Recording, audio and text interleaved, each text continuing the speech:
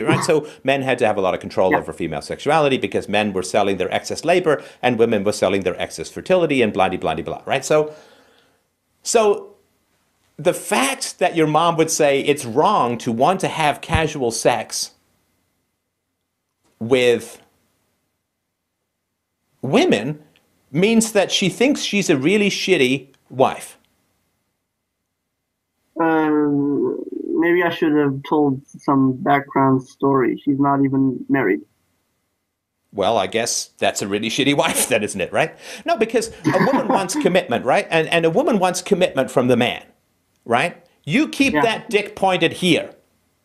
I want to keep that dick on a leash. I want to tie it to my clit, and everywhere I walk, I want that dick to follow me, right? yeah. I mean, that makes And that makes really there's sense. nothing wrong with that. But the question is, how do you put the dick on a leash? I mean, do you ride by on horseback with a lariat and a really, really good aim? No. How do you keep that dick on a leash? How do you keep it Yeah, pointed at one woman? Right? Being a dick magnet and a single dick magnet is the great challenge of femininity. Men have their own challenges, which is like not get a fucking spear through the eyeball, but women have the challenge, which is dick wants to go everywhere, dick has to keep pointed at me, right? yeah, right. So how does a woman keep the dick pointed at her? Well, she stays attractive. She exercises. She doesn't gain weight. Or if Mhm. if the guy's a chubby chaser, she gains a lot of weight. She actually satisfies the man sexually, emotionally, intellectually. She becomes a great friend, a great partner, and she does the amazing miracle that North American women and European women seem to have almost universally and completely forgotten. They are helpful. They are actually helpful. They bring more than pussy to the man's life. They bring some utility of some value and some help and some, oh my God, she actually did something to help me. You know, when I was, I dated like, I had so many women, it's ridiculous, right? And when I met my wife to be, I had taken some sandals in to get them repaired because I'm a cheap motherfucker, basically.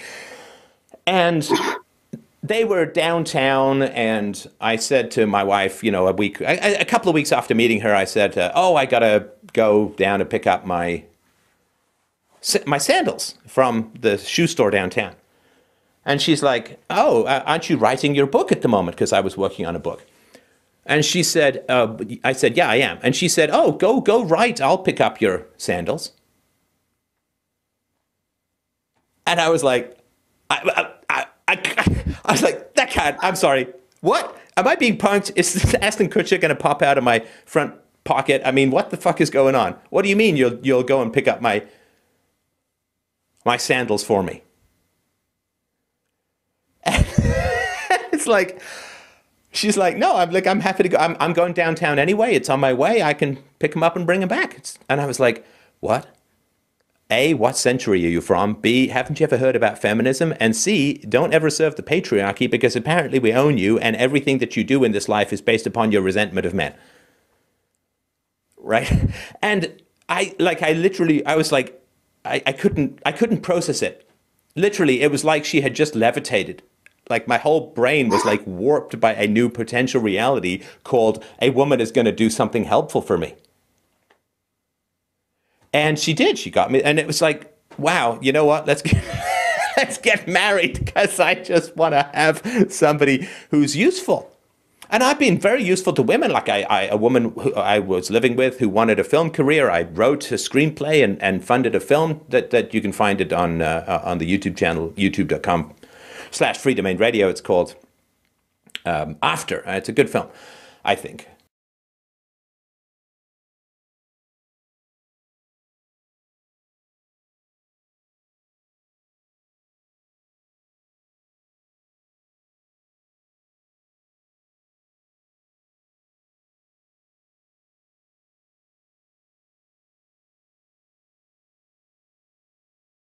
And I've been very useful to women. Like a woman who I was living with who wanted a film career. I wrote a screenplay and funded a film that you can find it on the YouTube channel, youtube.com/free domain radio. It's called After. It's a good film, I think.